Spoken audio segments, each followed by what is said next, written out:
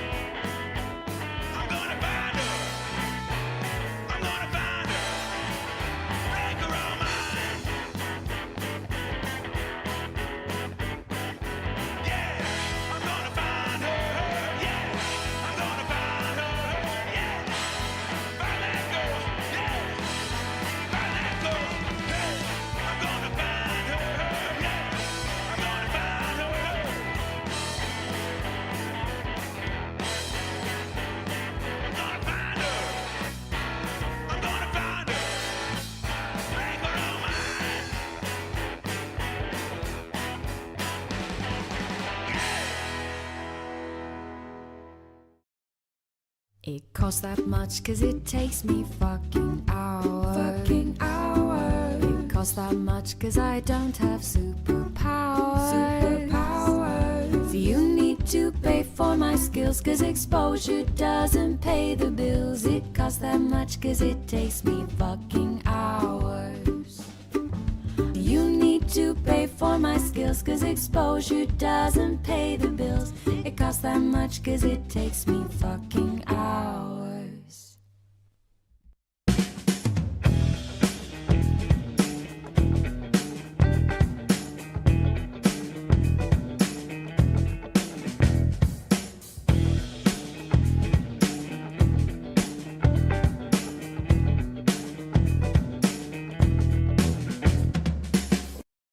We have a great show for you this evening, apparently.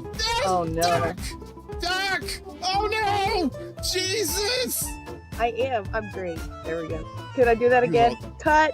Action. Hold it down. Oh my god. I'm trying so hard. Hold. Wait, I got mine. Wait. Sir, this is a Wendy's. You really are stoned, aren't you? I'm like still trying to figure out if you are or not. I've been seriously trying to figure out for so long.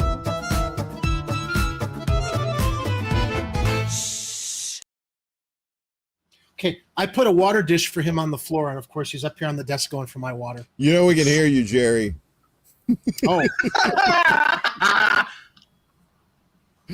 Oh, live television, everybody. What? Hey, everybody, it's Uncle Warren here. Are we on? Yeah, we're on. Will you shut the fuck up for a second? Jewish space lasers. I'm going to bring you guys in a second. I have things to do first, all right? I do shit on my show, all right? I got house cleaning today. All right, so everybody, anyway. The hell I let the fucking Jack Klugman and Tony Randall on this show. Jesus Christ. Anyway, good to see everybody. This is me. Where's that fucking chicken at? There he is. Oh, Lord Chicken. Do your magic.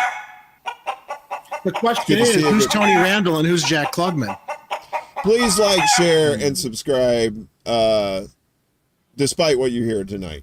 So thank you for that. Let's get our fake sponsors out of the way, too. We got Big Ernie's Chicken Shack. Big Ernie's. Just ignore those chalk outlines on the sidewalk out front. Nothing to see here, folks. And Bud Spanky's Oral Sex Parlor. Bud Spanky's. Sucker. You wish. All right. So we still haven't gotten any money from those assholes. So we'll see how long they're going to be sponsors. I know, right? Fuckers. Before we bring in our special guests tonight, let's shout out the chat real quick. We got Miguel and Yipper, and Sam Cedar is king. Good to see you. Oh, you're going to be disappointed, Sam. I got some news for you here in just a second, brother. We got Mouse. Good to see you. And Rick and Midnight Karma. We got Gamers. Screw Google. And Cynical Girl, and Desert Mantis. Wow, we got a whole bunch of folks here tonight. Good to see all y'all. Les Bones, of course, one of our producers there in the chat, mixing it up. Who else we got here? P-Stuff is here, and Willie Bragg Show. Good to see you, Willie. Willie, part of the triumvirate tonight of shows with the Political Matrix, and a special trailer park show with Shanna, because Oz is under the weather. So let's send out some healing vibes to our brother Oz over there at Roar Media. So he could use it. You know, us old people, we can use all the healing powers we can get. Snow Himbo up in the house. Good to see you, brother. Snorky, good to see you. Oh, there he is. What's up, Proper? Good to see you, brother. We need critical thinking. I think that's everybody. DJ Hyona, of course, in the mix. California Rules. Yeah, I think that it is everybody there. Okay, cool. So, anyway, enough of this bullshit. Let's get to the guys here from Chicago Corner, the News Brothers. We got Ed Heller and Jerry Vassalatos. What's up, guys? Good to see you. Yo, yo, Hey yo. there. How's it Yeah? going, everybody? Is that what you think? All right. Wait, what? So it's a little weird tonight. Is that what who thinks? What was that in response to? I don't know. Oh, To be honest with you, this is how weird this show is, Jerry. We just go wherever. I should know. Ed's gonna get us a copyright strike. Thanks, Ed. You can turn it off now. All right, thanks, buddy. What? Yeah, I didn't hear anything. What are you talking about? I heard you. Getting me a copyright strike there. So, no, actually, that song we played that when we played that, I got a copyright. It wasn't a strike though. It was a really? We know all about. Let me tell you, we opened Chicago Corner with the "It's 106 Miles to Chicago" clip of Aykroyd and Belushi. There's a song on YouTube that has no affiliation with Universal Pictures, and the song starts with that clip. And I'm constantly appealing copyright strikes, saying, this music video that uses the same clip we are, it's fair use. They don't own it. Why do you keep striking us for this? It's like the same copy and paste response every time. And it's like, it just drives me nuts. These fair use copyright strikes we all have to deal with. Ridiculous. Yeah. Waste of time and resources. And it's meant to frustrate you, and meant to make you go, oh, well, fine, I just won't use it anymore. And not me, I'm more of a dick. I'm just like, that just makes me want to use it more. So same here. We start about 20 YouTube channels. It's fair. Things, figments of your imagination are definitely fair use, though, aren't they, Jerry? It just, they're using it as a fair use clip, and we're getting struck for their fair use of it as we're using it fair use.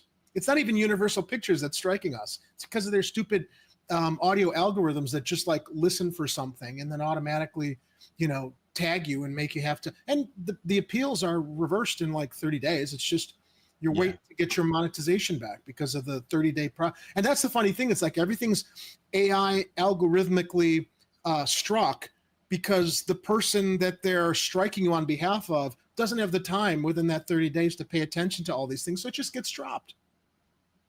I just want to say we got Jim and Victory Gin over on Rockfin. Good to see you. And we're also on Rumble tonight too. We're gonna start doing this bullshit on Rumble now. So I think it's gonna be the Fantastic Four of YouTube, Facebook, Rockfin, Rumble, right? And because with you, we were talking about maybe seeing if we could look at Rumble also.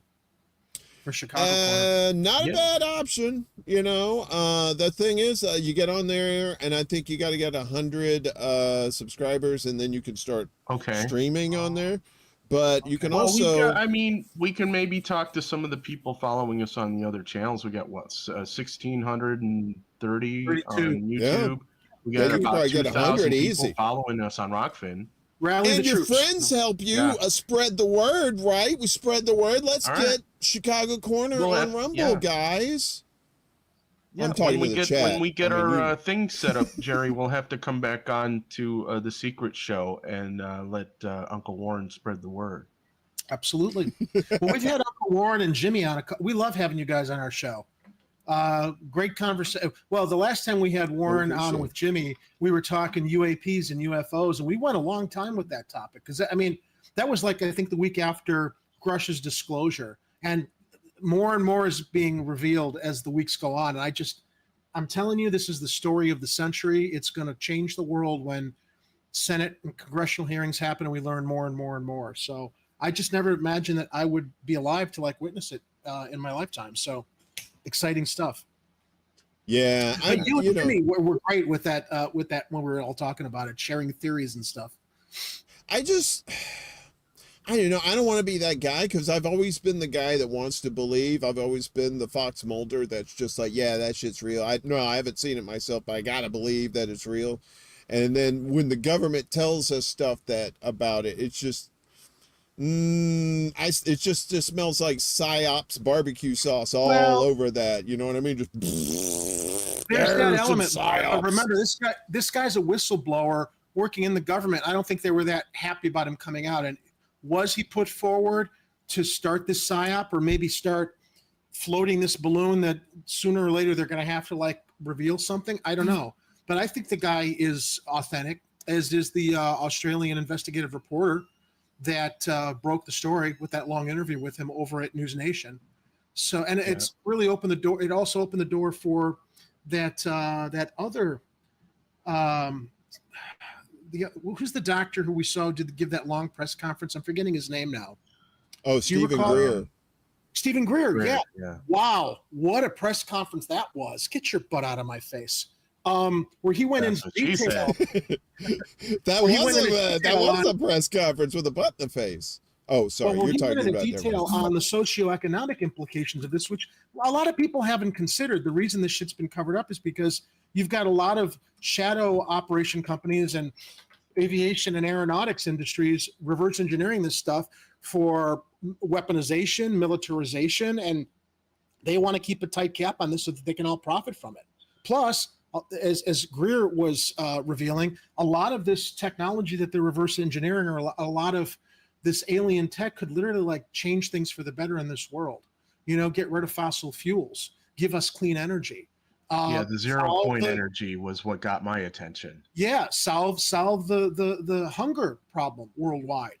But you know, those who've got the money, who are, you know, capitalists, and those who are running the game, they don't want to see the rest of the world benefit from something that they're just making money hand over fist for as long as they live, and they don't give a shit about the future.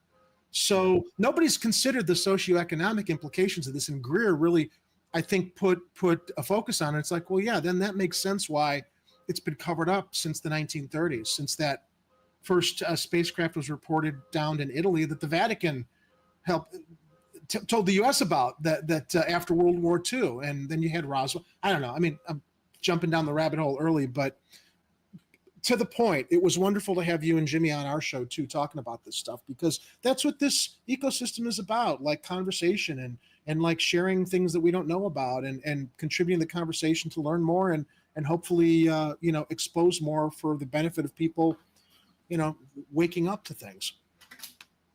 Hey, Shelley, good to see you. Thanks for joining us.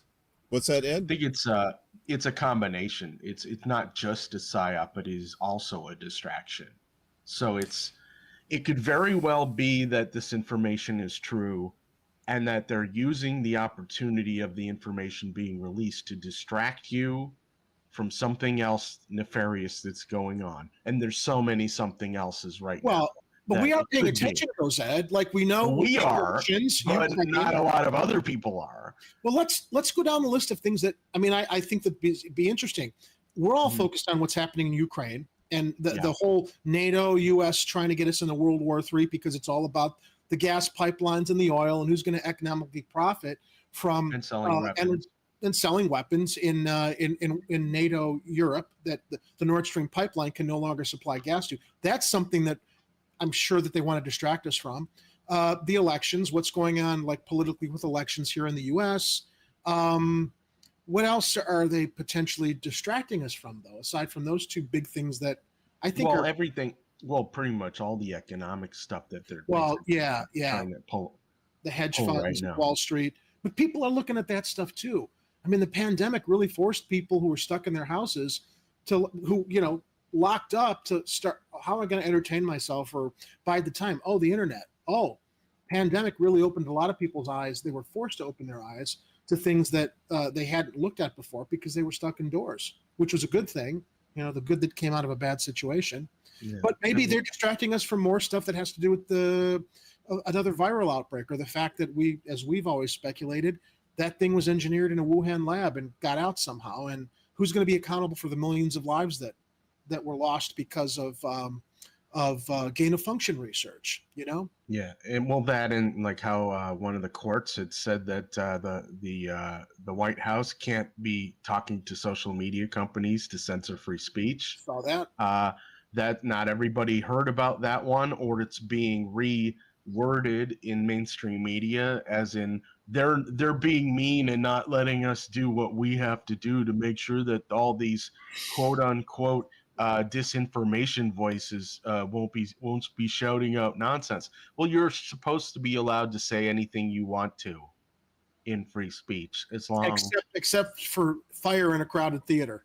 or hate Yeah, speech or hate speech. That's the basic example that they use. Is it's like if you're trying to like question things that are being told to you by authority or news sources or anything, you should be allowed to question it.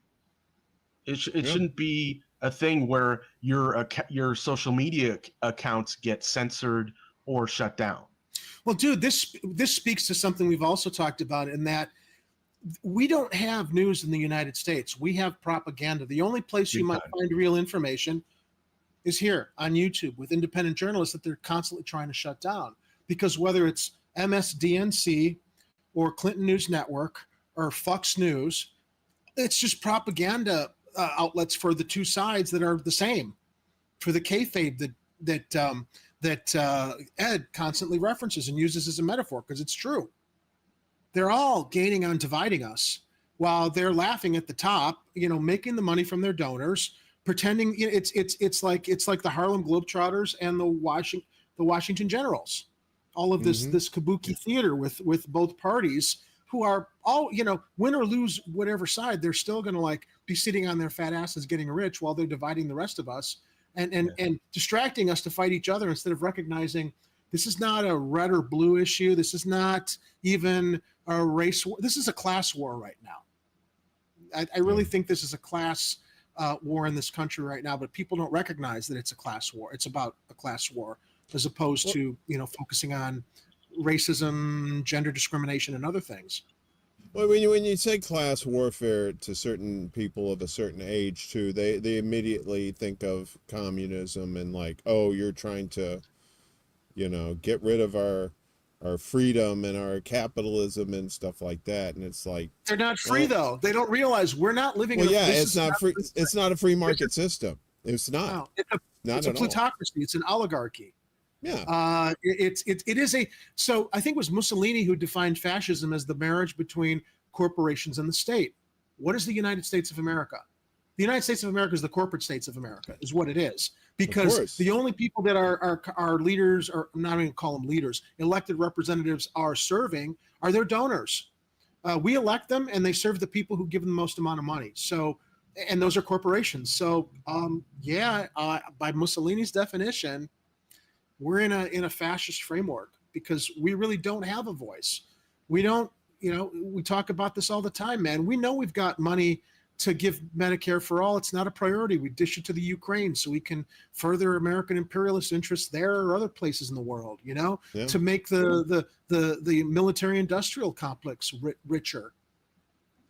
So, and I mean, that's why I say, I got to be skeptical about this stuff with the UFO stuff, right? I have to be skeptical about everything now. That I'm skeptical about these politicians, these people that are running for president, Cornel West and RFK Jr., Marianne Williamson. I'm skeptical of all those cats. So how do you feel about it, Warren? Because we haven't had a chance to talk about this. I was really excited and thrilled to see Cornel West announce, but I had my reservations when he was with the People's Party.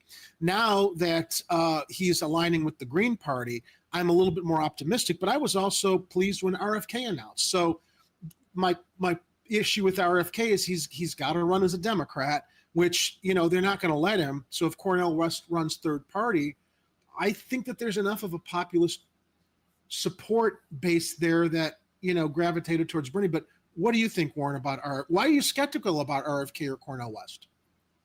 Well, I mean, RFK is he is a big time fan. It's like, he's running in the Democratic Party for one thing. That's strike one.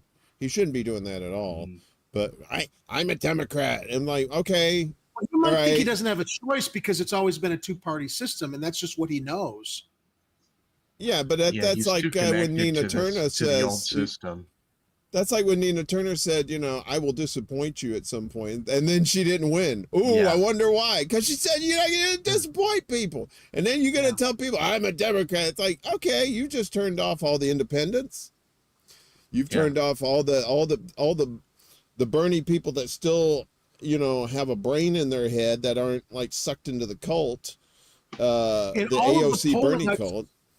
In all of the don't get us started on his. In all of the polling Support I've for seen on Israel. Twitter, though, Cornel West is leading ahead of RFK and Marianne Williamson Right. in a lot of Twitter polling that I've seen. So it's like people are not afraid to say, fuck these two parties. We're ready to go third party. Just like all in. I don't know. Well, it's a hot take on my part, but I don't like any political parties. I don't like the Green Party. I don't like any of these parties. I think people should run as independents. But that's not going to happen because people have to be in these clans. They have to be in these cliques. You could say before in the past, well, you have to run in a party to help fundraise and stuff like that because you didn't have the internet. You didn't have all these various ways to fundraise like you do today. Now an independent candidate, all you got to do is just find something to catch fire on the internet, and then once you start trending and then people start listening to you, you can snowball from there.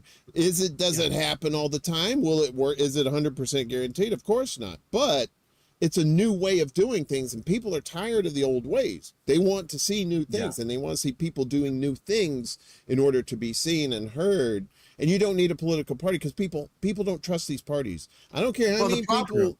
I agree with you, but it comes down to fundraising. You have to be in a party that makes money because advertising and all this costs a lot of money that the average person in a quote unquote independent party would never be able to raise to even be a blip on the radar. That's the problem. Yeah. Getting money out of politics. Well, that's the current system. That's the thing. You're not going to get money out of politics. So you have to circumvent that. You have to create a new way of doing it.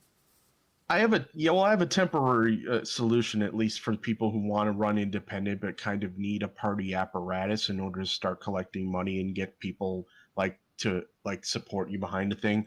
I created a website. If I would be allowed to share it here, if that's cool, Uncle Warren. Damn it! No. We were doing so well, Ed, not doing anything. It's not self-promotion. No, it's not. But you know what drives me crazy too, Ed?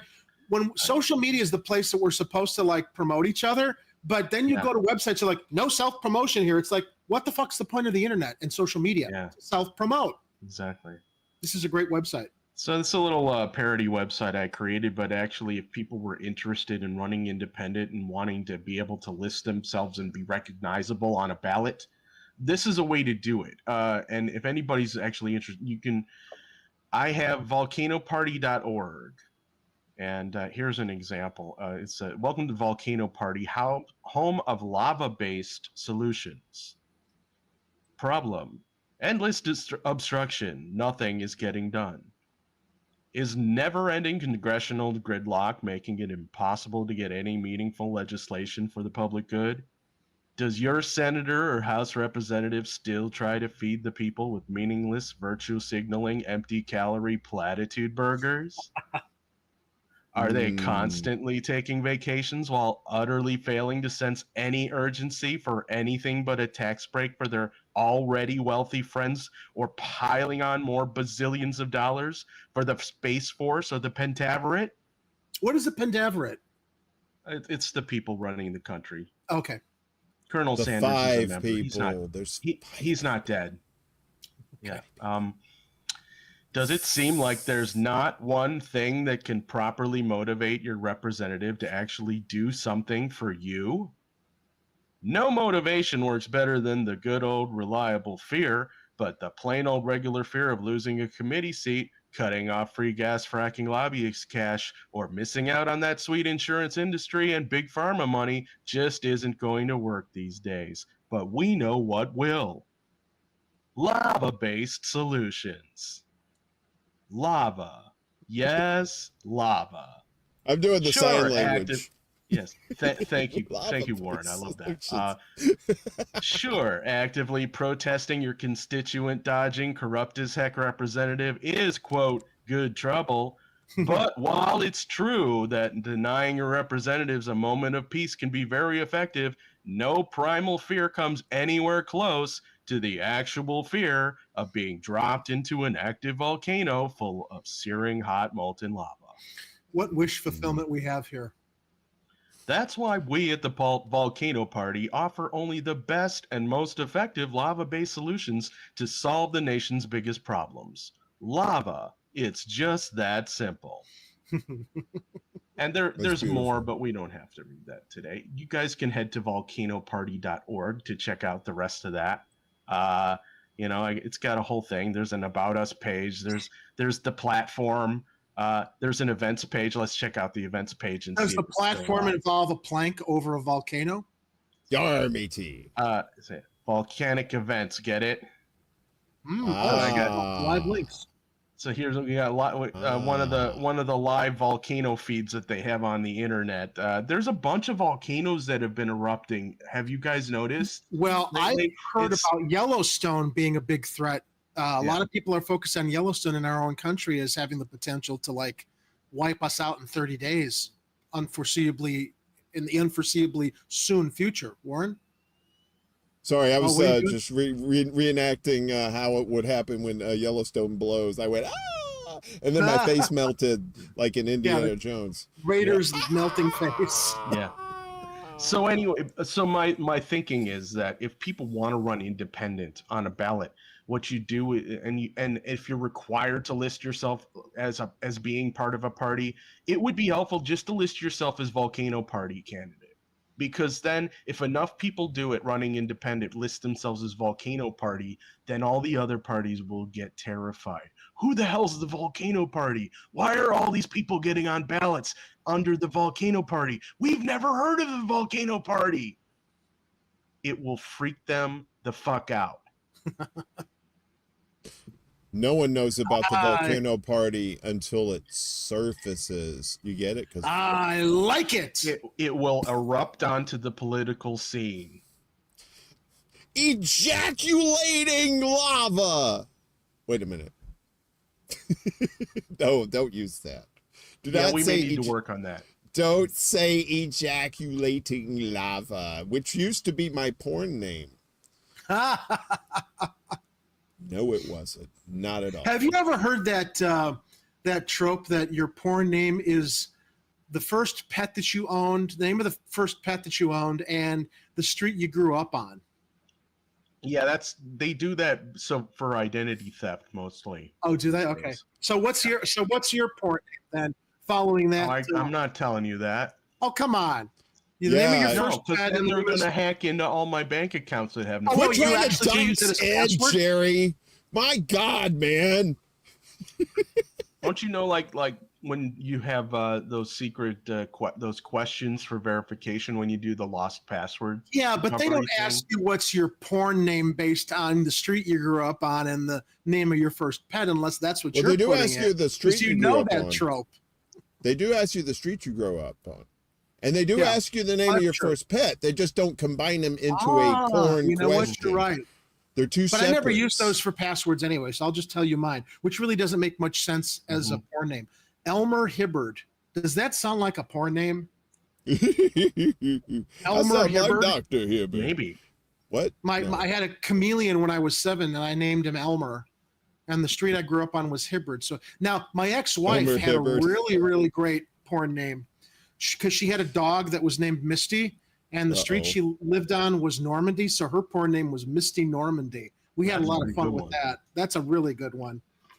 Wait a minute. Hold on a second. There's a thing.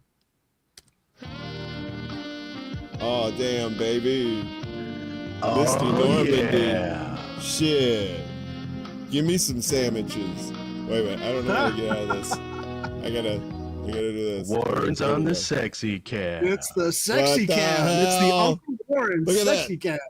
I know. I was a little shorty on the sexy cam too. I was like, "Hey, baby, you are." Wait a minute. Let's go back to that. Let's see. Warren's got some great graphics here, man. You got some nice bells and whistles. How are you doing? What are you doing? Okay. Enough of that nonsense. For more extra Bulla on the secret show with sexy Uncle Warren on his sexy cam. I have a little Hitler mustache. Yeah, Miguel says only fan. Yeah, I'm the only fan. Me. I'm the only one. So, no money for me. Sad face. Single tear. Don't litter. No tips. I don't know. No, this ain't that kind of party. Guys, What? Oh, Laura Baza, Beza Baza. I'm sorry, Laura. I always fuck up your last name. I'm stoned. Forgive me. She said Elmer Hilbert. Elmer Hilbert reminds me of the guy. Hibbert. Elmer Hibbert. Hibbard. Hibbard. Okay. She said that reminds me of the guy from Lolita. Oh yeah. The I forgot his real. I know who she's talking about though. Yeah.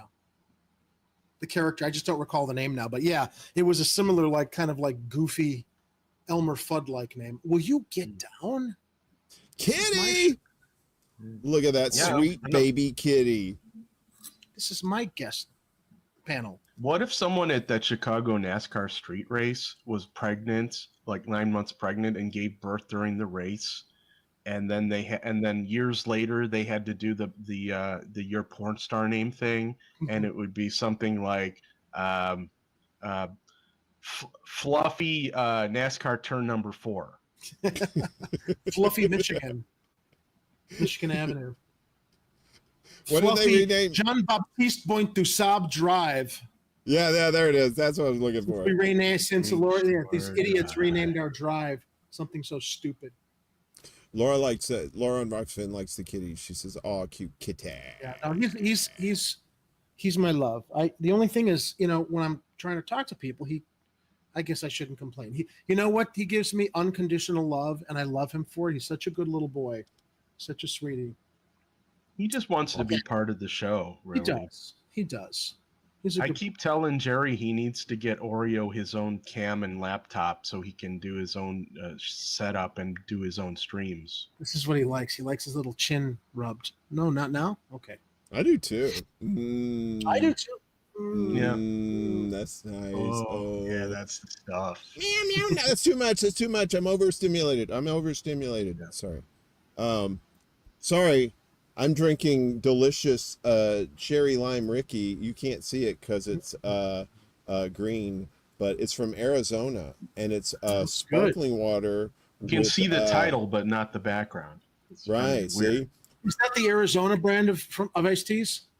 But this has sparkling water in it, and it's cherry lime Ricky. It's a Brooklyn invention. So you put the little cherry and the lime in there with the fizzies and the sippies and the deliciouses. So is it more lime or more cherry? It's a delicate balance. It's a graceful dance of flavors, Ed, where the cherry takes turns leading with the lime in its ballet of deliciousness. Okay, Warren, have you had Green River soda? Green River? No, I don't think they have that here. That may be a Midwest thing. It's a Chicago invention, but they do have it in other places. It's a lime. It's like a nuclear lime flavored soda. It's delightful. I was going to ask if you'd had it, how it would compare to your cherry lime Ricky, but I don't know. See, the other Arizonas are just like that juice, and it's like, if I'm gonna get juice, I'll just get like real juice, right? Well, my favorite Arizona is raspberry iced tea, and it seems to have gotten very hard to find because whenever I go into a 7-Eleven or Walgreens, actually Walgreens carries them, but like 7-Elevens aren't carrying the raspberry iced tea as much anymore. And I'm like, what? It's either the most popular thing that they can never keep up with restocking, or for some reason it's not, and they're not stocking it. But I think it's one of their best flavors. Is that the one with the white label?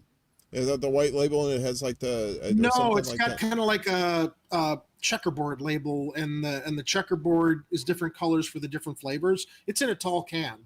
Oh, okay. Yeah, but it's different iced teas. They've got sweet tea, they've got regular lemon iced tea, raspberry iced tea, which is my favorite. Others that I can't remember because I always go to the raspberry iced tea. But I like the fact that Arizona exists, right? That there's like, and they're only $1 a can, right? And you get like a big, they're good. Big, I've got one in my fridge right now I could go grab. Yeah, it's that size. Yeah, I mean it's a sweet deal, and the juices aren't bad. A lot of the drinks aren't bad. I got my favorite here, I could put a little bit of Grandpa's cough medicine there, to spice it up. But I like it as just a regular summertime treat, just by itself. It's very refreshing. Sounds like it. Yeah. It's but there's always going to be that one person who said, Arizona iced tea has like cancer worms in it, or some shit like that. You're gonna yeah, but what doesn't these days? I've never heard anything bad about the Arizona brand though, and I used to be big on Snapple growing up when I listened to Howard Stern because he was always pimping Snapple. But then I discovered the Arizona brand, which I think was like even better. So yeah, I mean, see if there's any interesting chatter out there about what we're talking. Oh, Gamer for Life is talking about Anna Kasparian and a clown, all of TYTR. Yeah, I've been following that story. Are they fake progressives again? Well, no. Anna Kasparian is suddenly extolling the virtues of coming to middle ground with legitimate conservatives the way Jimmy Dore has, but she hasn't apologized for how she smeared Jimmy Dore for doing the same thing she's doing now. Oh, the Red Brown Alliance thing. Yeah, because she's taking heat now for her trans comments. And she's not going to apologize because that's not in the script. Her ego won't allow her to. I used to like Anna because I really liked her strong, fiery presence, but that was like probably 6 or 7 years ago. I can't stand her anymore because it's like she became a shitlib. Now she's running for cover, basically taking the same identity as far as like being able to find ground with legitimate conservatives, not the batshit crazy conservatives. And I think we should. But Jimmy Dore's been like, suggesting that for the past couple of years, and they've been demonizing him for it. So it's like, well, she's suddenly embracing that. You know why, Warren? Because she realizes the shitlib brand is no longer working for TYT. Now she's got to like kind of move in the direction that Jimmy is, not because she's off. Well, I think that maybe she is slightly authentic about it, but not as authentic as Jimmy is. But that's what's going to help keep their brand going and bring in the dollars because she recognizes they have to evolve that way, I think. No, it's a pattern with them though. What they do is they pretend that they're calling out the establishment and everything, and then all of a sudden after they get either halfway through the primaries or when the primaries end, they come back to Mama and they tell everybody to vote Democrat. So yeah, that's true. I mean, it's very obvious when you see the pattern with that. And it's like the only decent person I ever saw on TYT, which I haven't watched in years, was Jimmy Dore. And he left. And I was like, okay, I guess I'm done with that, watching that channel. And now and Jimmy's the one who inspired me when I discovered him to discover Hard Lens Media in Chicago because they had done an interview with him. And that's kind of how I entered this whole ecosystem. My admiration for Jimmy Dore and seeing that there was a local indie news outlet that was like doing the same kind of stuff I'm grateful because I was always a news and gadfly and political junkie. And I'd listened to talk radio all my life in Chicago. And again, or people like Mike Malloy, who used to be on Air America Radio. He was on WLS in Chicago and, left-wing radio host. And like Jimmy Dore's what kind of like helped, I guess, me find a place joining this wonderful indie ecosystem of political commentary and stuff. So Jimmy's it's amazing all the content that we used to consume that we now realize was just kind of funneling people back into the establishment without even us realizing it. When you finally wake up to that and you start paying attention to what the reality is and you see cues for people who are starting to try and steer you one way or another, and you're like, wait a minute. He's got no proof for this thing that he's saying. He's making suggestions. He's telling us that authorities told us this. He's telling us that this government operative verified this piece of information that nobody else has been able to verify. I'm like, what happened in the news media? When did they all just become parrots of whatever they were told instead of actually doing the investigative reporting to see if something was true? Willie Bragg, you're absolutely right. I'm watching the live chat. What ruined TYT was that Katzenberg money in 2016. Yeah. Certainly they had to be accountable to their donor, their master donor, Katzenberg. So they had to like shift gears. I mean, I used to admire Cenk Uygur when he got fired from MSNBC because it's like he got fired because he stood for his principles. He was very highly rated, but once he got the Katzenberg cash, boom, Get your mind right, as Jimmy used to say. Nice news skirt. Yep. Yeah. Exactly. That's why I'm not trying to be But never mind that shit. There's a giant sphere in Las Vegas. I want to know when they're going to start broadcasting porn on that sphere in Vegas. I hope somebody, yes, Jerry, I'm hoping somebody hacks that thing. That's the place to do it. A big round ass on that sphere right in the middle of, what's the main street in Las Vegas? Where is it located? I don't know, but there's videos of the thing changing into different stuff. Yeah. Hackers. It's a golden opportunity. There was like a news story, I think from the other day, where they're talking about how it's causing traffic problems because people are distracted by the damn thing. Yeah. So Cynic Girl in the chat says, I always got weird vibes from Jenk. Well, that's because he's into bestiality. So your weird vibes are actually quite founded, because I think there was one video he did where he was talking about how it would be okay. I think he was saying like he understood why it would be okay to pleasure a horse to release. He was talking about that with Anna, by the way. Why that was would back you in the do days that? when this kind of stuff was okay to talk about on TYT, but now they're all grown up now that they got the Katzenberg cash and they. Oh yeah, there it is. That thing's pretty awesome. Yeah, it is cool. They got there was somewhere down in that video, they got it turning into like a moon or a planet or something. But there was a great tweet that I saw that I shared with Warren before we came on tonight. I'm trying to find it in the messages. Let's see if I can find it, because it did make a really, really legitimate point here. We got billions of dollars for this thing, but no money to feed our hungry or house our homeless.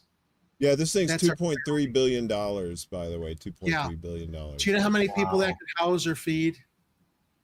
It is cool, but again, priorities. Yeah. So what is it, like a sphere with an LED?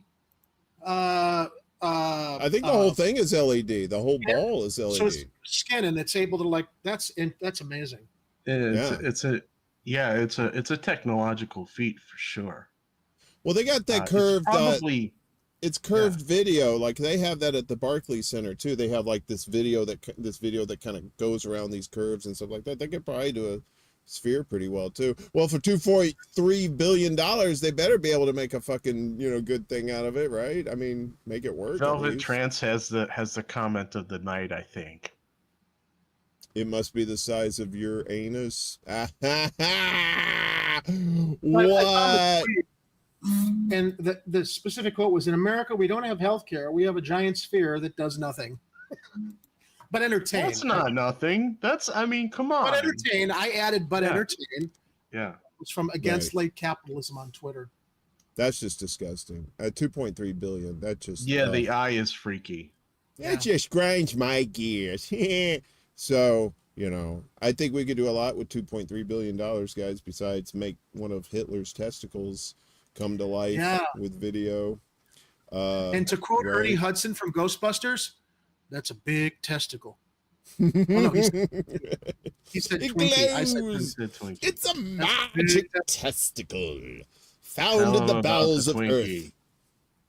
Yes, that was just highly disgusting. But yes, going back to what you were talking about though, about any of these things, it's like these news channels, these politicians, or even some of these organizers too. You gotta keep your eye peeled, because too many people fall in love, and they don't try and find out who these people are or these entities are or whatever, and then they get into it and they find out, I've been sheep herded into this thing. But RFK and West have a track record we can look at. Although I would say Bernie Sanders did too, until he pulled the rug out from under us. So yeah, we got to be cautious in who we fall in love with in our politics.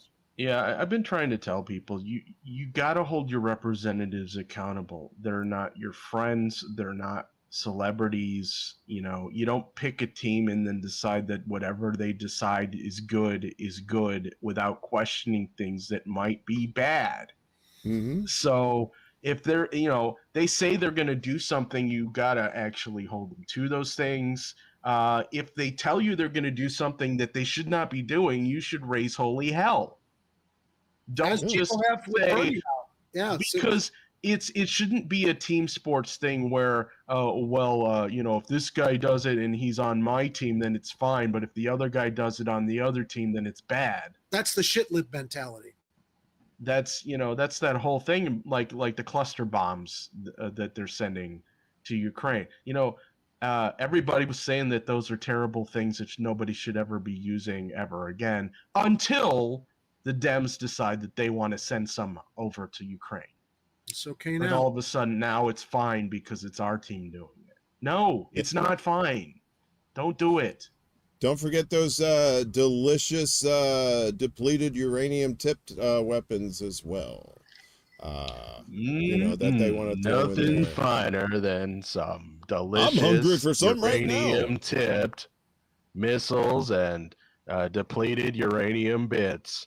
Have you seen Now available in cookie form. Have you seen the parody memes on social media that are showing like nuclear bomb popcorn tubs as a tie-in with the Oppenheimer movie that's opening next month? I've seen these and I'm like mushroom cloud. I actually believe that these big fat man and little boy, it's like the popcorn tub and little boy is your drink cup. And I'm like, you know what? I wouldn't put it past them to market that movie with that kind of stuff because that's what they do at the concession stand. But they're parody. It's Fat hilarious. Man's got the Fat Man's got the popcorn and little boy's got the popcorn drink. tub. I mean, what's going to be the Oppenheimer Happy Meal at McDonald's? Talking about nuclear Armageddon and weapons. That's going to be a good movie to watch. I just want a creepy Cillian Murphy Oppenheimer action figure where he's just staring at you like that creepy McDonald's like McDonald on the old playgrounds when he'd watch you bouncing on the Fry Guys and getting stuck in the Officer Big Mac thing. He looks like so there's been some like social media stuff now with a Grimace drink. I think it's over now. It's over now, but it was the Grimace birthday shake. Yeah. Where people drink it and they die.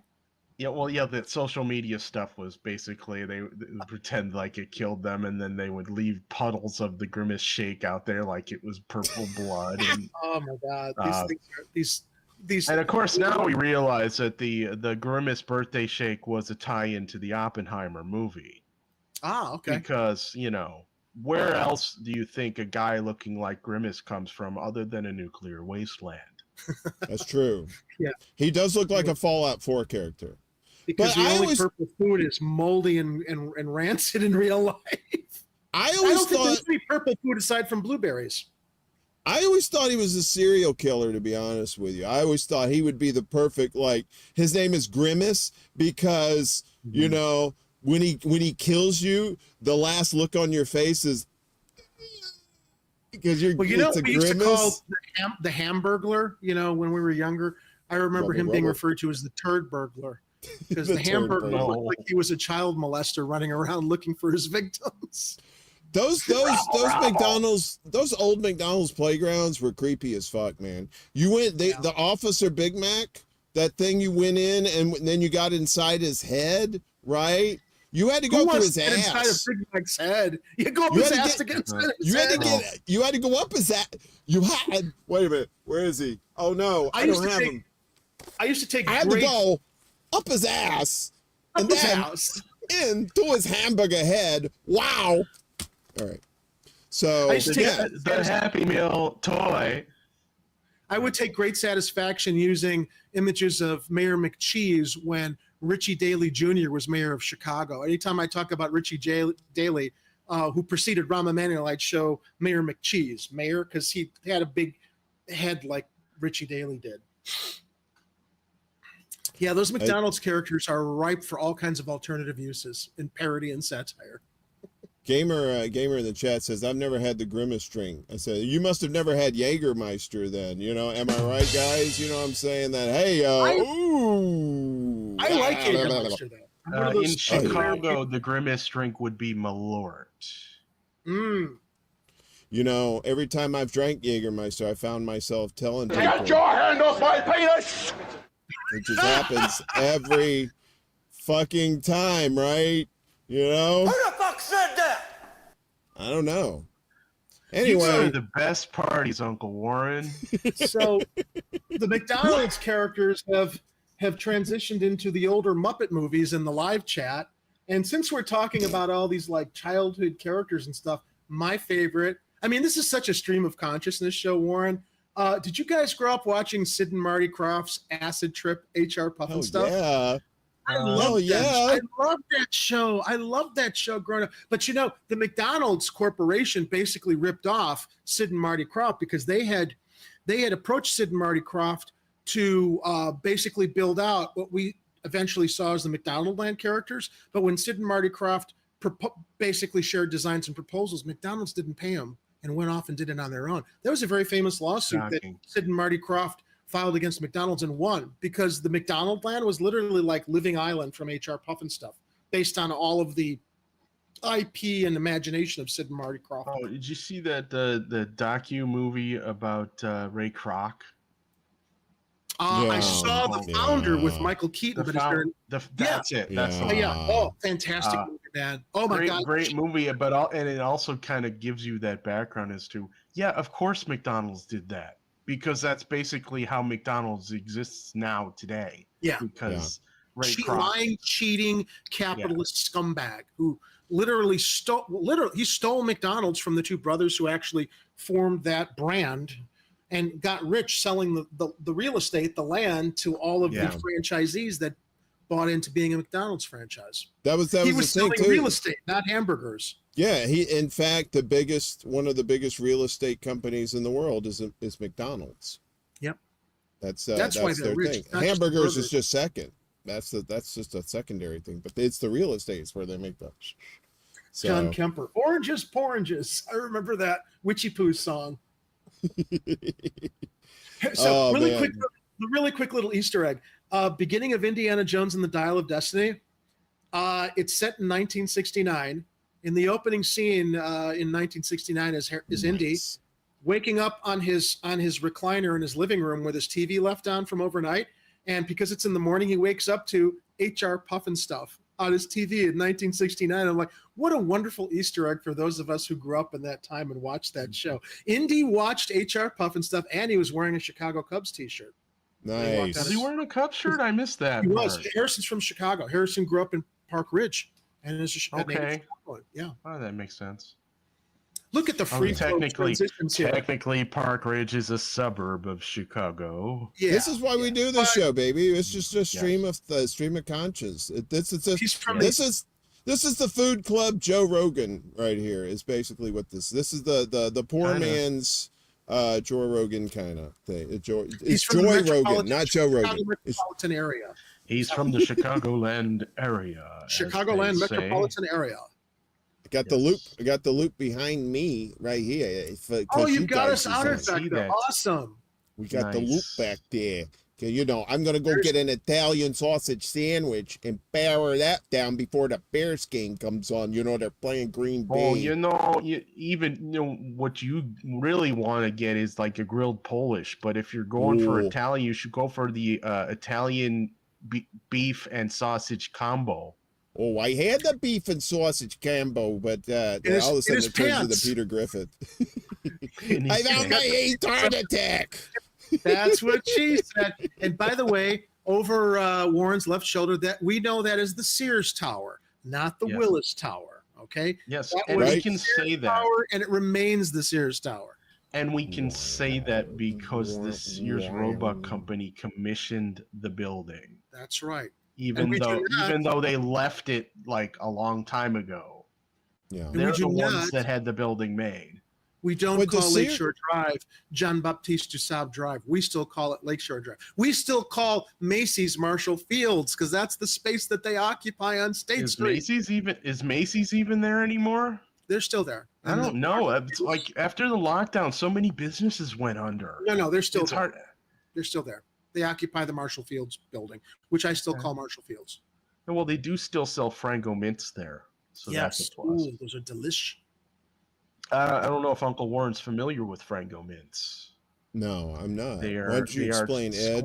They are cube-shaped chocolate mints that the Frango Mint Company used to make in Chicago for years.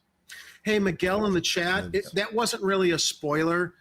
I didn't blow a spoiler for Indiana Jones. I just noticed something in the opening. It's a little Easter egg I noticed that you would miss if you blinked. So pay attention in the opening. He's watching. I'm fooling you and you don't like it.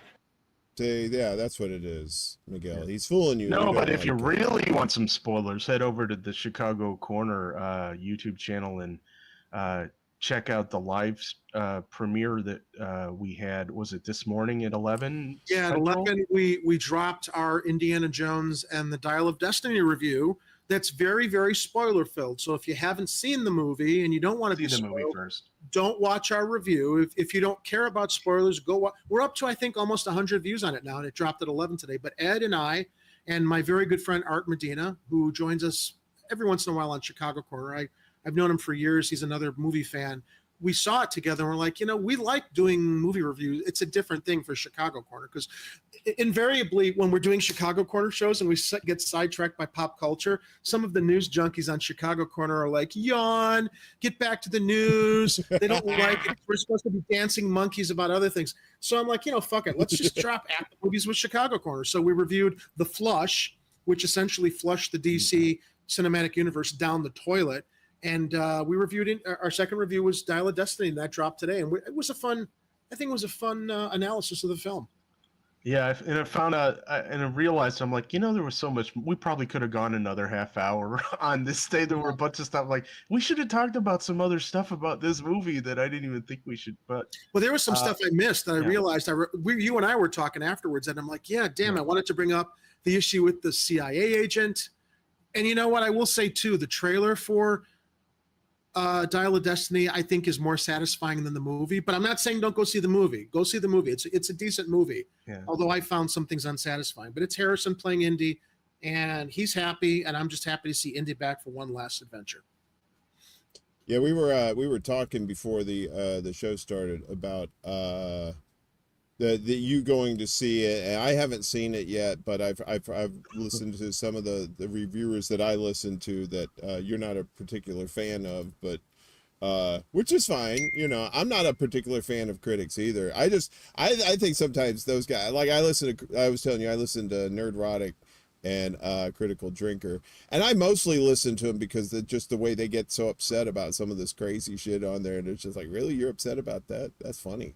The thing about Critical Drinker is there are times that I agree with him because he does make some good points in regards to writing, because I am a screenwriter, right? And I was trained in school. I'm a filmmaker, screenwriter, and there are times where he makes points, but then he dives into the political agenda of strong female characters overshadowing male characters. He takes it to an extreme where I think he's kind of out of his mind, and he should just, his agenda is overshadows what's really happening in some of these movies, because a lot of these YouTube channels that are just, it's like a machine for churning out anti-Disney, anti-Lucasfilm reviews, and they're probably making more money than Indiana Jones is making in theaters right now because of their negative reviews.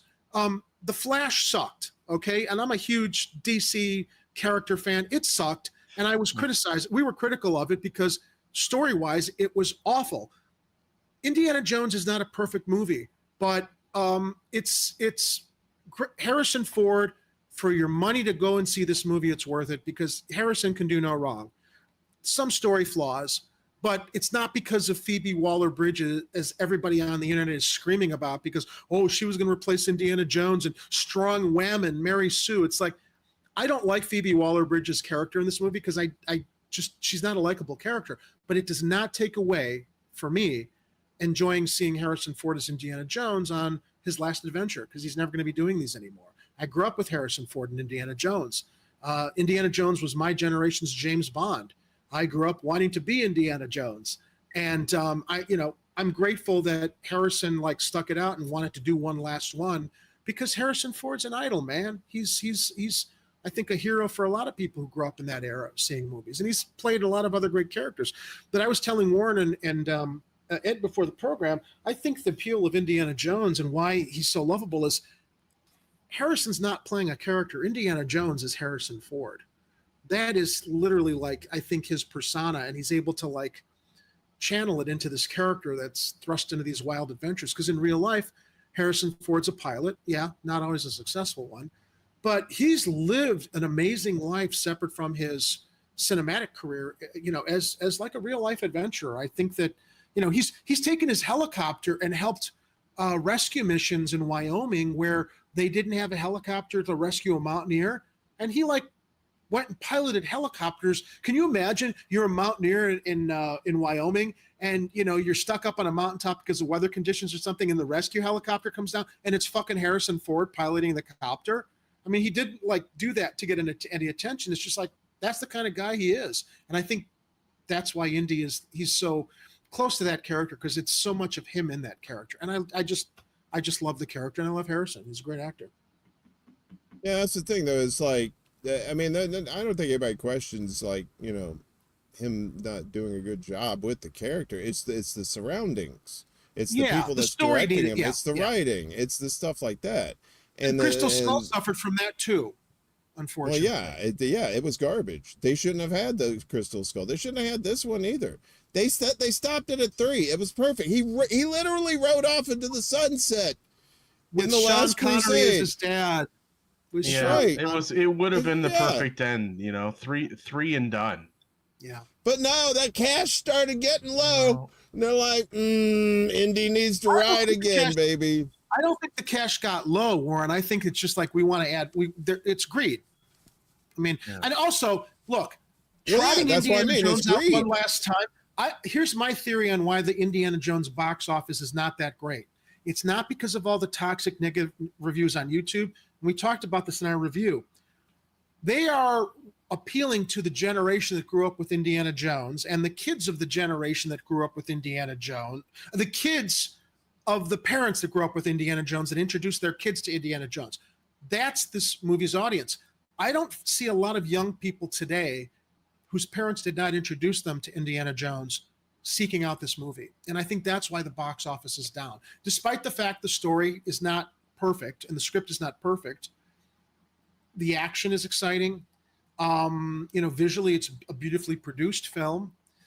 It's not perfect story or script-wise, but I think the box office is suffering because I don't think a lot of young audiences, and I think that Hollywood is reliant on trotting out old IPs, intellectual properties, to make money off of us old timers who grew up with that stuff. That's why we saw them put Michael Keaton in The Flush, when that whole Flashpoint story was adapted from a story that involved.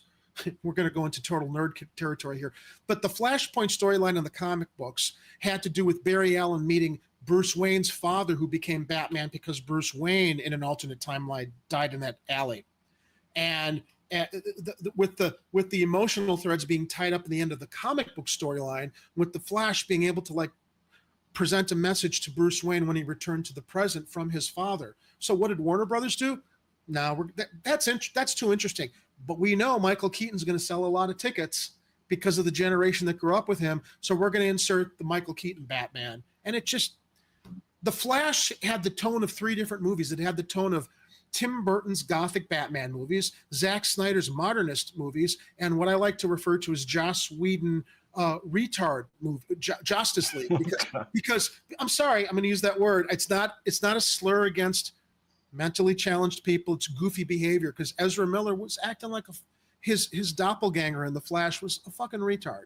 There was nothing likable about that. So you've got 3 tonal palettes put in a blender, and it's that's why the movie didn't work, because you had tones from 3 different approaches to these characters bundled into one movie. And the story, it was just, I could talk about movies forever, and I don't want to dominate the conversation with that. But since we're talking about movies and how they've trotted out characters we grew up with to basically bank on now to represent movies, because these Michael Keaton's in his 60s, in his 70s, Harrison's 80 now. This is their last gasp at being able to capitalize and cash in on our generation that grew up with those actors playing those heroes. So, well, they're not able to cash in across the board, really. I mean, you're seeing a lot of movie sales down because the theaters are charging way too much for these tickets to get into these places, and then once you get in there, if you you better take out a second mortgage on your house to buy the food that's in there too. My right? concession stand bill was more than the ticket when we went to go see it. Well, yeah, and that's always going to be the case. It's like, but that's the thing. It's like a lot of people are just like, look, a lot of them are turning to streaming and using other alternatives to go into the theater because it's just not economically feasible. I mean, that's one of the reasons I don't go is because the shit around here, cheapest movie you could go to maybe is like maybe $10 on a cheap night.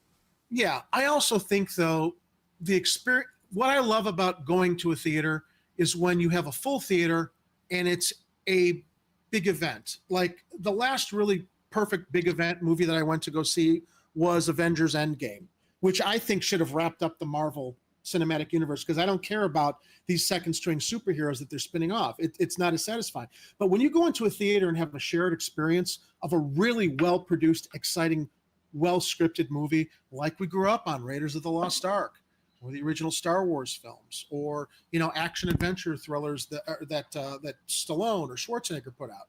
The shared experience in a movie. But the thing is, today there aren't enough of those really perfect big spectacle movies that constitute going into a movie theater to experience them. If you can get the theater full with an audience, most movies now are also smaller scale, which you can enjoy as well in your own home. But you do need a big screen for these larger franchise movies because you got to be bombarded with like the spectacle of the adventure. I was going to say if I go to a movie theater like for a big event though, I'm probably going to go to like an IMAX theater, right? Go to what? Because I go to an IMAX theater. Yeah, but we saw giant screen. We saw it in IMAX. I mean, only because that was the only theater that had more seats, and it did cost. I think our tickets were $24 as opposed to what would normally be $12. But we were in the big, perfect, huge IMAX screen, which was great. Right, but that's an event. It's like a special treat for yourself to go to see something like that. I mean, I only go to movies for spectacle movies, not the smaller films I can watch or download from. I can't remember. I think the last movie I saw in the theater may have been Everything Everywhere All at Once, and I saw that at the Alamo Draft House. How did you feel about that movie? It was kooky. But, I'm a sucker for time travel movies. So, of course I'm going to get sucked into it. And I don't know. I thought it was pretty decent. I don't know about the Oscar, but, I thought it was pretty good. I thought it was a very different movie. It was not a very, it was time travel. So it wasn't linear. But I watched it at home. I didn't see it in the theater. And as much as I love Ke Kwan and I love the creativity of it, I couldn't get through it. Although I admire and respect the fact it was a well-received movie. It's like for an audience that can appreciate that. And I was glad that Ke Kwan, was involved in that movie Short Round. But I think the Academy Award for it was kind of a surprise for me. I think that there was probably more of an agenda there, a political agenda. Isn't that what the Oscars are now, pretty much? Aren't the Oscars just a political agenda now, just like everything? Just like the media, just like everybody else. Anything, it's because it's part of the control mechanism for the cult, right? Because it's especially like the liberals who watch that shit and get off on that kind of stuff, Yeah. So, what were you gonna say, Ed? Yeah, I didn't see that movie. I haven't seen the Flush yet. I see Gamer for Life says usually the third and fourth movies in franchises are crap. I would say with the exception of Star Trek 4, the one with the whales. I mean, The Voyage Home. That was a fantastic. It was, but I also think that Star Trek 5, since we're in a Star Trek discussion now, Mr. Heller, I think Star Trek 5, which was directed by Shatner, is a horribly maligned film. I don't think it's as bad a film as people say it was. Before you get into that, wait, guys. Before you get into it, there's two things I want to point out, and this reminds me. So people have been asking where Jimmy is tonight. I just wanted to let her have some peace tonight. She wasn't feeling too good today, and I said, you know what, just hang out, play some video games, smoke some weed, just chill, whatever. And these two jamokes. But the good thing is, like now that we're getting into these Star Trek conversations, I'm glad she's not here for that because this is just like cringe for her. She's just like she hates Star Trek. She hates it. She hates it. But Like, she if- loves fantasy. What fantasy movies does she love? I would imagine. I don't know. thought She was said a Star fan, Wars. or- I think. I don't know. Yeah, like I don't Star want to. I don't want to misrepresent what she said. But hey, Nikki, good to see you, sweetie. Where she says, for when I first opened the stream, I thought the guy on the bottom was Jimmy Dore.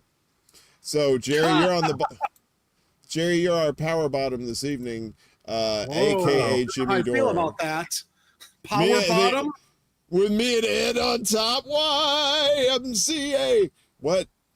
Body, Well, since body. we're transitioning into Star Trek. See, this was the thing I was talking about with my bud Rob Moore the other day on Mundus Ultra. We were talking about what the future's going to be. Are we going to have a Star Trek future, or are we going to have an aliens future?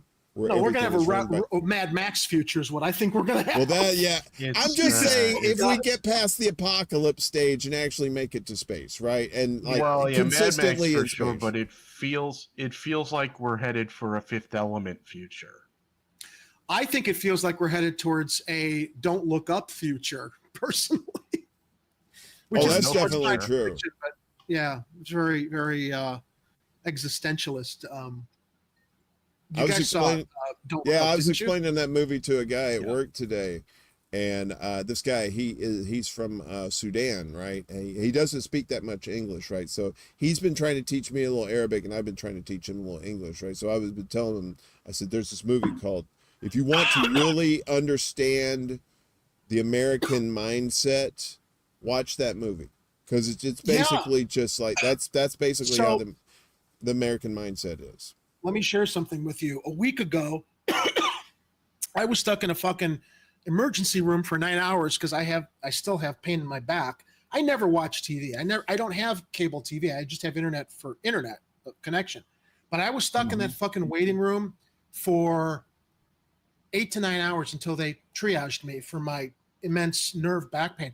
And I was watching this cycle of these shows on network television, and I swear to God, I thought I was watching the shows, the new shows that were satirized in Don't Look Up.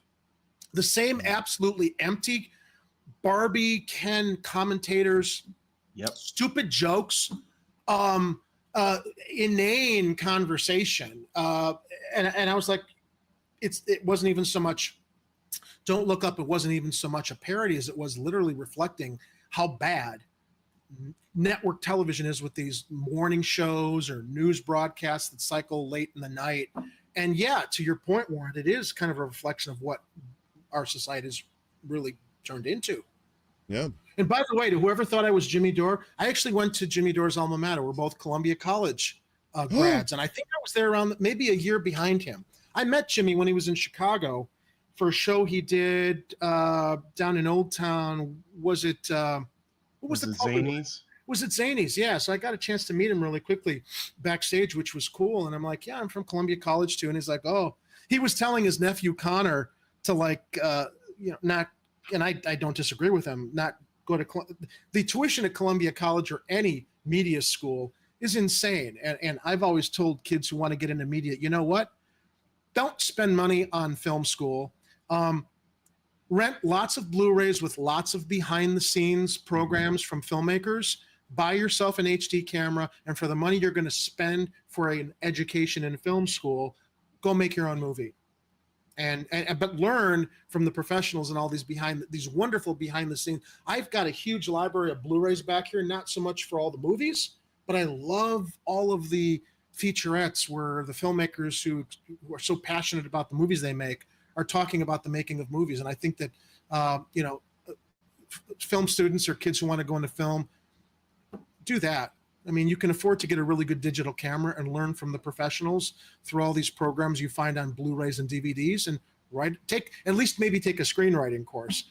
But that all goes to Columbia College and my kind of like degree of separation with Jimmy Dore, which is cool. I can brag about that. I look nothing like Jimmy Dore. I look more like a militant Colonel Sanders. So I'm not as skinny as Jimmy Dore, though. Is it because I'm wearing the black shirt? I'm not sure what. It could be the shirt. Yeah. It could be the shirt. Jim on. No, I think he wears those blue shirts now mostly. He says, "Don't go to music school. You'll be poor." Yeah. Right. Oh my exactly. God, the debt these students are going into. The Willie Or Gregg said art the- school or culinary school.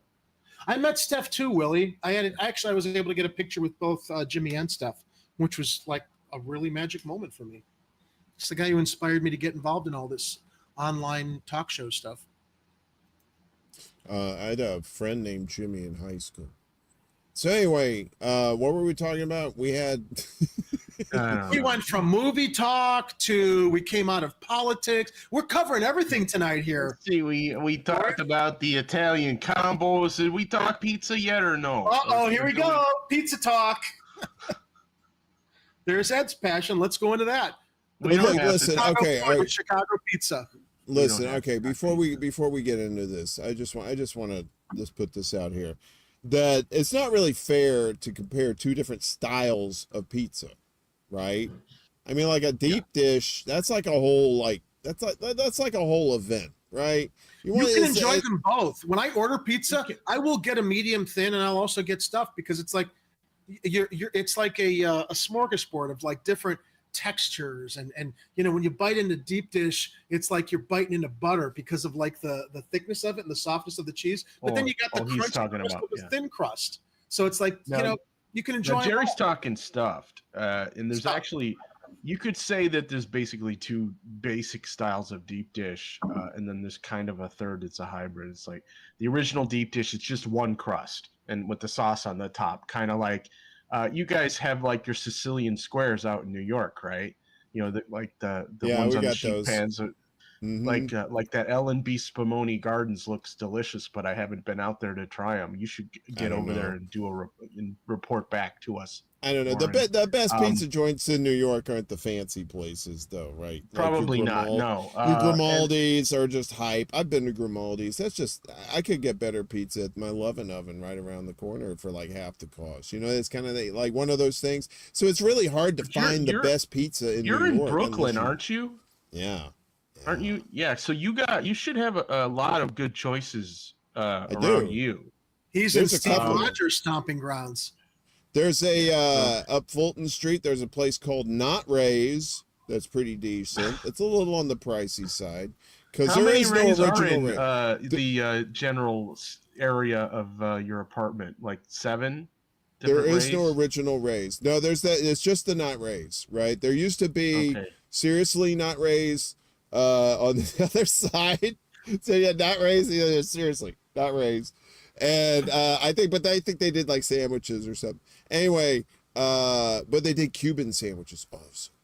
Oh, so good. But yeah, the Cuban sandwiches. Oh, with the ham. Nums. What is that on a Cuban sandwich? They sandwich put like, press. Yeah, it's like ham. They get mustard, ham, some kind of cheese, probably Swiss, and then Swiss.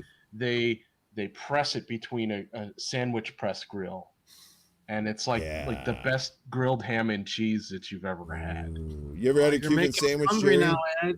You ever had a Cuban, Jerry? I have had a Cuban, yeah. Yep. I've also had the sandwich. Hey, what the hell, this guy over here? No, I love. That's why I like New York here, and you know, I'm pretty sure Chicago has like a wide variety of different like ethnic foods and stuff like that too. So, you know, yeah. Well, and for a while they were saying that Chicago was the pizza capital of the world, not because it was like its styles were necessarily better, but because they had so many different styles all over the city, including the New York and New Haven and all the other like Quad Cities, along with like the 4 different Chicago styles that we have now. Well, I will say this. I will say this about the Chicago deep dish. For the winters that you guys go through, you need that hearty shit. You know what I mean? Sure. You need like all that goodness that's in there, like a nice thick pie. You know, yeah, like here in New York, we don't really have best foods come out of suffering, unfortunately. We have like soups and stuff here in New York. That's like our thing. It's like for the wintertime is soups, you know. But then you could get like a hot, you know, big giant cheese slice and yum. You know, there you could do that too. But you know, like I was telling you, we had this discussion on Twitter about it too. I said like, it's really hard to compare the two because it's like comparing a Rolls Royce to a Lamborghini, right? It's all about preference. You know what I mean? Both can be good. It doesn't mean one's better than the other. If you're a speedy or a person, Trans Am to a Humvee. So can I make a quick comment here? Cynic Girl in the live chat says she prefers her own pizza. Cynic Girl, may I guide you to the absolute destination, the best pizza site on the internet? And Ed, can you share that address so Cynic Girl can add to her skills creating her own pizzas? I have a website in case people didn't know. It's called realdeepdish.com. And it's actually pretty easy to make Chicago style deep dish at home. And so it took me a while to figure out how to do it because, all this bad information was floating around for decades when the internet started and nobody ever corrected the information. And I'm like, okay, well, I want to learn how to do this thing at home. And when I finally figured it out, I'm like, okay, well, I'll make a website. I'll share the recipe. And then I was like, well, there's other styles of Chicago pizza. The thin crust pizza is the popular one, the one that most people get on the Friday nights or the weekends or whenever they're just going to order pizza for a regular day. And Chicago's thin crust, it's similar to New York style in that it's kind of thin. It doesn't have that thin lip. We don't cut them into wedges and we don't fold them. We cut them into squares. But I have recipes for that. I got articles you guys want to read. I have plenty of things to keep you entertained on that website. But the first place I recommend going is the welcome page, which is really easy to find because it says "Welcome to Real Deep Dish" on it. Click here, and it gives you the deep dish recipe right at the top. It even gives you another recipe right next to it if you're in a hurry to make your pizza dough that you can use as a general all-purpose dough. I called it the quick dough recipe. I used to deliver for Lou Malnati's in college, and boy, did I gain weight because every day we worked at Lou Malnati's, I was a delivery driver. The pizza chefs would always put out that big pizza for the staff to eat in the back row. That's a great pizza place in Chicago. Yeah, it's really easy to eat a lot of calories if you're eating deep dish, but you got to be careful if you're just like experiencing deep dish for the first time. Don't go over 1 or 2 slices because you're gonna be paying for it in the morning. Yeah, your eyes are bigger than your stomach sometimes. You realize you ate about 1,400 calories. Yeah. And you're like, what's happened? One meal. You get going to food afterwards. But if it's in the middle of winter though, that's a good thing, right? You want that hardiness to build up the very filling meal. And the different places, depending on how you make this deep dish, it can be one of those hot tub experiences like Uncle Warren says, where it's kind of a soupy mess and you definitely need a knife and fork. But you can balance out your ingredients to the point where you might actually be able to bake it where the bottom stays solid. You'll be able to hold it in your hand and actually eat it. You won't be trying to fold this thing. But look at this. Oh, and there's my stuffed pizza. That's the other style of deep dish because the original deep dish. The original deep dish was made in 1943. Stuffed pizza came around in 1971. And some people can't tell the difference because of the sauce on top. So but the one that everybody thinks is the only kind of deep dish when they're not in Chicago is probably stuffed pizza. It's that cheese stretch spectacle, when people lift the slice up and they stand on their chairs or tables and then lift the slice up so you can see how high the cheese goes in all those social media videos. That they're doing that with stuffed pizza. Biting into stuffed pizza is like biting into a stick of butter. Not that it tastes like butter, but the texture is just so satisfying. Well, if you're a big fan of the mozzarella cheese, stuffed pizza has the most out of any Chicago style. What's this one here? This one here, I started calling it the quad because the place that originated was called Pequods, and this guy named Bert Katz had invented the style, which was kind of a hybrid style. It's a round pan with a puffy crust, similar to Detroit style, but it's got the caramelized crust on the outside. Yeah, but with Detroit style, it's usually just like a browned cheese. But for this, what's happening here is when it's baking, the sauce goes down into the crevice between the dough and the pan, and bakes with the cheese to make that crust black like that is there. So it's like a sugar kind of thing there. It's a little sweet caramelized thing going on there. You either love it or you hate it. It's like the best part of that pizza for sure. Oh yeah. I want to do some things that are against the law with that pizza. You know what I'm saying? At least in Texas, right? Wait, what? Will you stop moving my camera? Look at this guy. We're back here. Here we go. Take control of the camera. Oh, they can't see it yet, but there we go. All right. You see, yeah, That's the cat. cool. The cat. He nudges the camera. This cat. Wait a minute. That's awesome. He's a character. Aren't It's you? like, I don't care. I'm going to move the thing. You can't stop me. Can I put it back now? Let's see what he does. Cat said, "No, I am the put it back, but I'm going to move it again." I am the he's thinking about DP.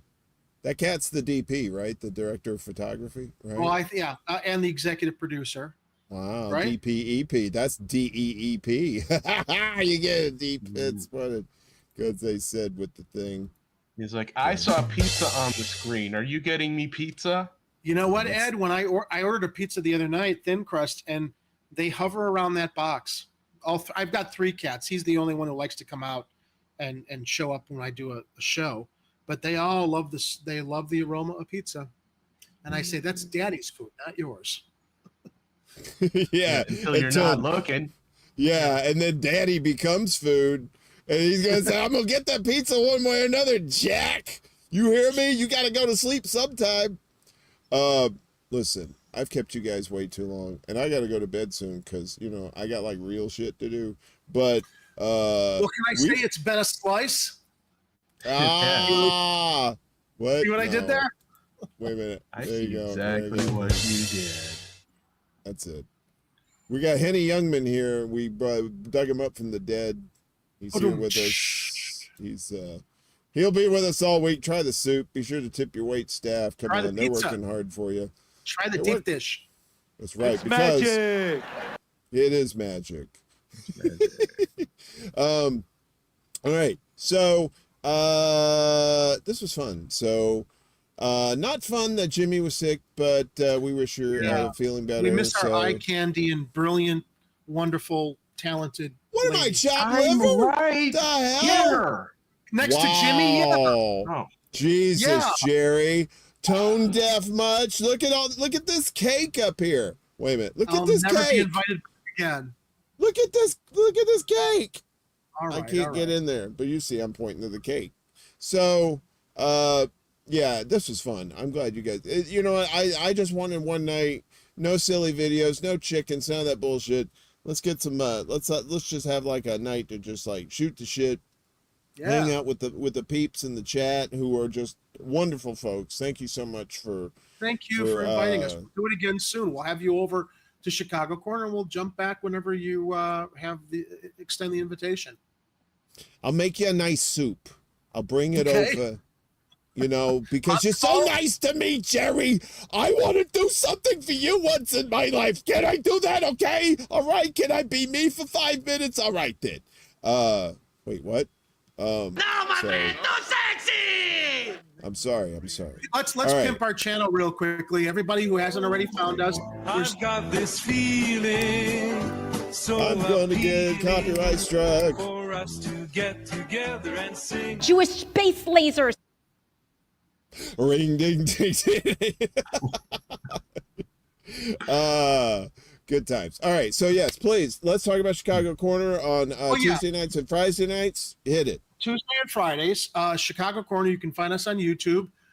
Just type in your little search bar, Chicago Corner. You'll find us. Please like and subscribe to our page. We're trying to build up our audience. One of the features of Chicago Corner we really love is the interactive component of the show, where Ed and I will usually talk about stories, analyze, just shoot the shit about things that are in the news.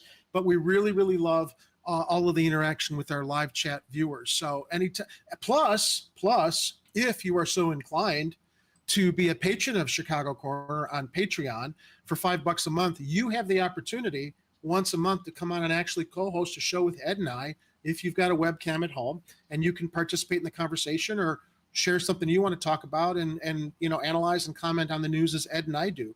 So please, we beg you, we implore you, follow and subscribe to us on Chicago Corner. We also have a website, chicagocornertv.com. Ed, anything you want to add?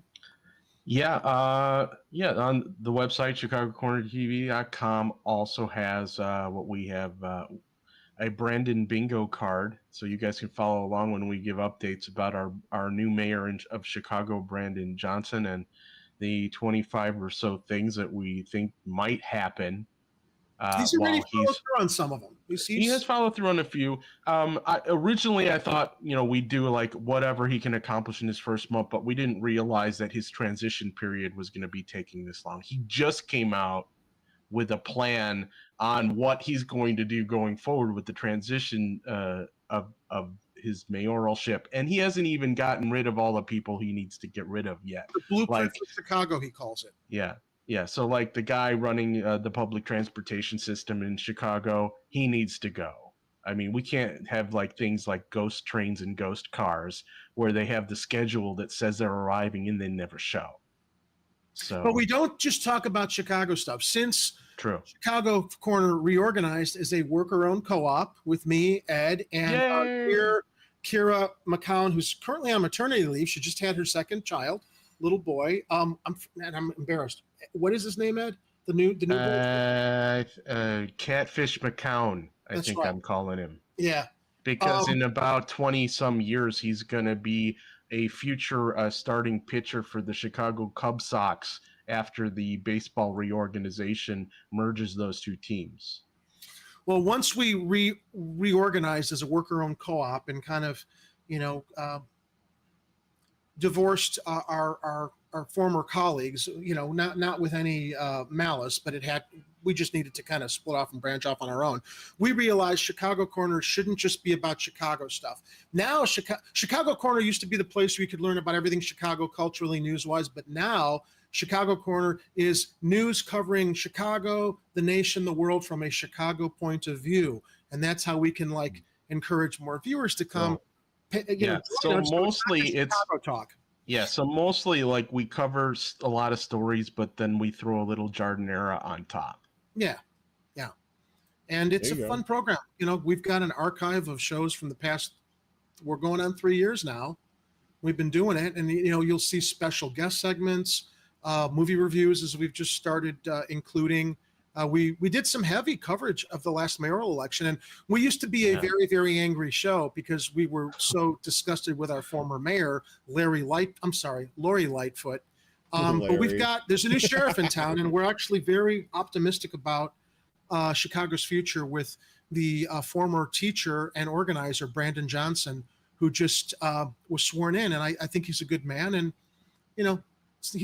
we're in the honeymoon phase right now, but I think he's going to deliver on a lot of stuff because I think he's a much more level-headed type of public servant that is actually interested in bringing people together instead of the Lori Lightfoot's style, which was my way or the highway. I'm the queen. I don't give a fuck what anybody thinks. I've got the biggest dick in Chicago. Yes, our former lesbian mayor, Lori Lightfoot, in closed-door meetings did brag or actually was trying to intimidate people in that meeting by claiming she had the biggest dick in Chicago.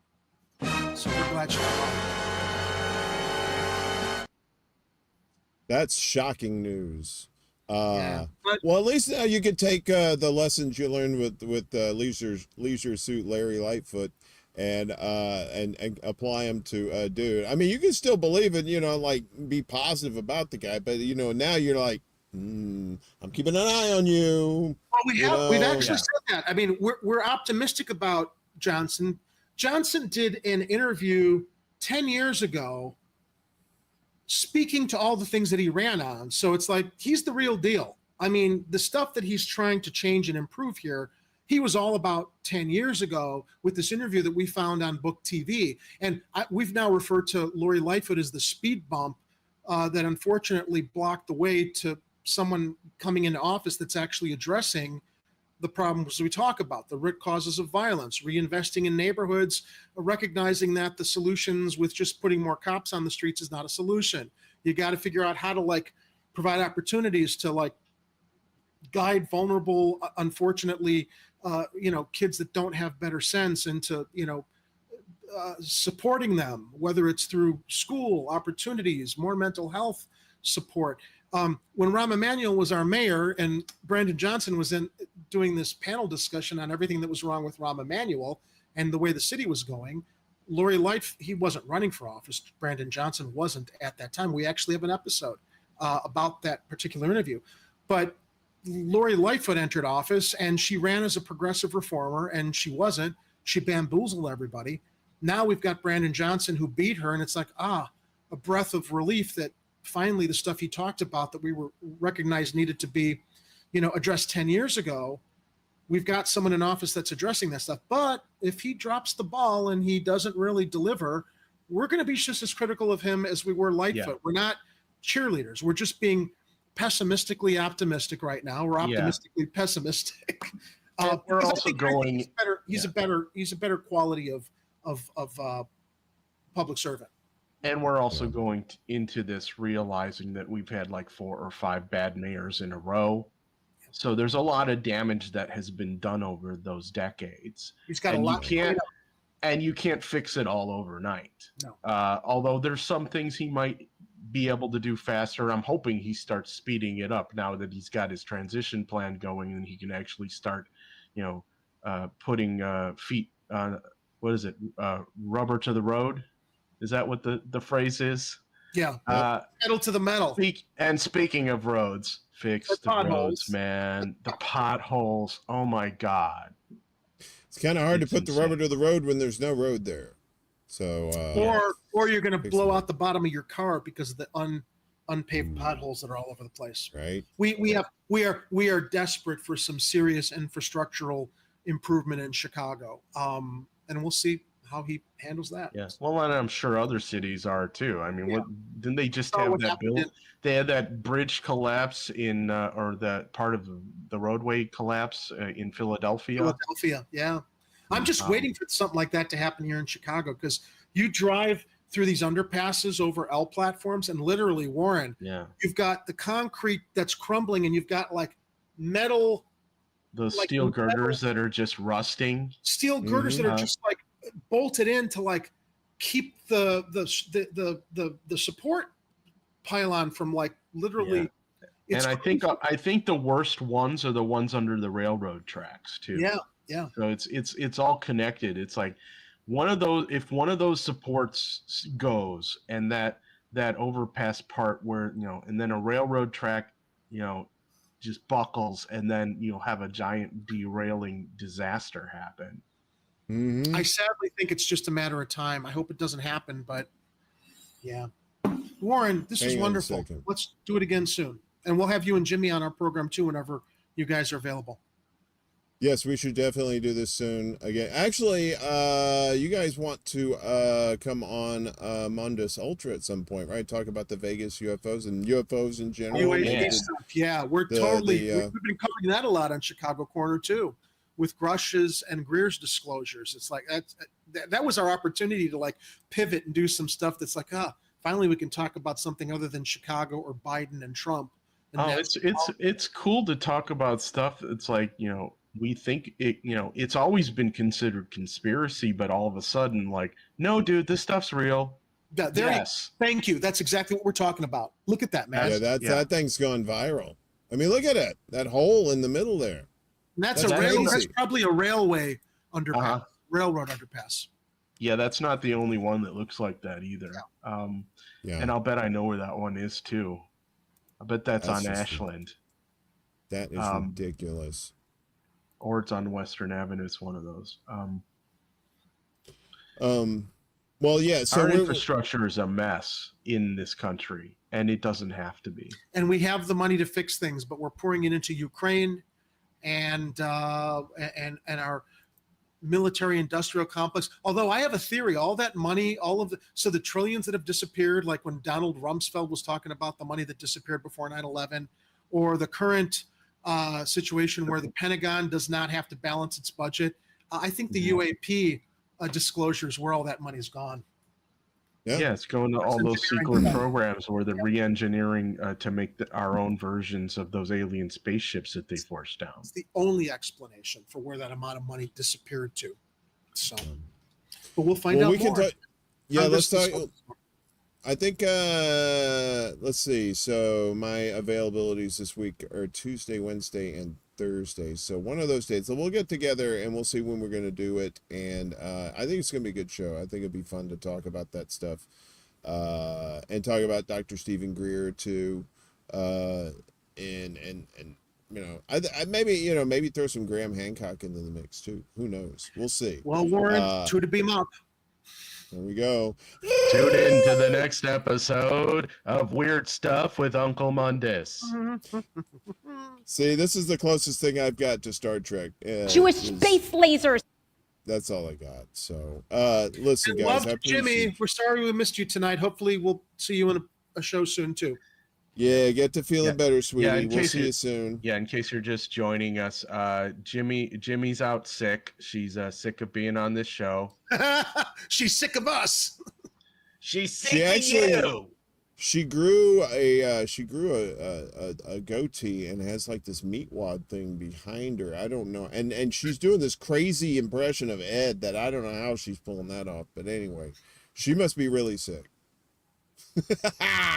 So wait a minute. Single T. Hold on. All right, guys. Sir, this is a Wendy's. So Tuesday nights, Friday nights, 7 p.m. Central. 7:30 Central Standard Time. And occasionally, if you subscribe to our channel, you'll catch a pre-recorded segment that will. I think the next movie we're going to try to review is going to be Oppenheimer. Actually, Cool. we talked about that being a big event movie to see in the theater, so we'll drop a review for that. Maybe a Saturday afternoon. Our unregularly scheduled programs, I usually put them on Saturday afternoons when people are at home, and they're pre-recorded, but people can still participate in the live chat and share their comments on what we're talking about. But Tuesdays and Fridays, 7:30 Central Standard Time, we're live, and that's when we hope everyone joins us to participate in the live chat and whatever we're gabbing about. Hell yeah, man. It's a great show. It's expanding. They're doing good things over there. Check them out. They're on YouTube. They're on Rockfin. And let's get them on Rumble, too. So as soon as you guys get your Rumble channel and put the word out, and we'll shout it from the rooftops for you, too. So Ed, get the word out. let's get ready to rumble. All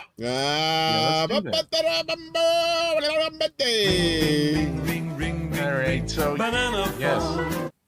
Okay. So we gotta get the hell out of here because Daddy needs his rest.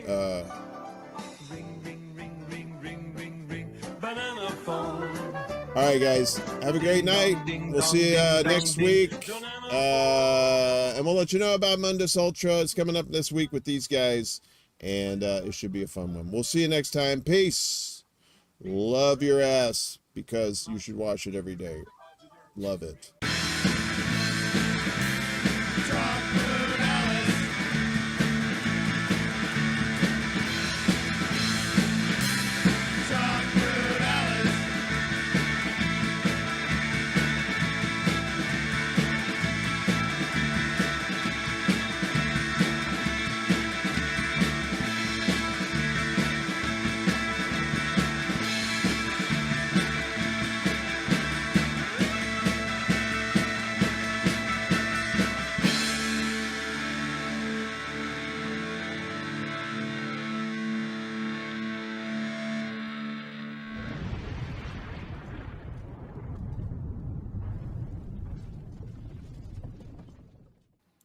Ring, ring, ring, ring, ring, ring, ring, ring. Banana. Oh, another copyright strike. God damn it, Ed. Shut up, bitch! Groovy.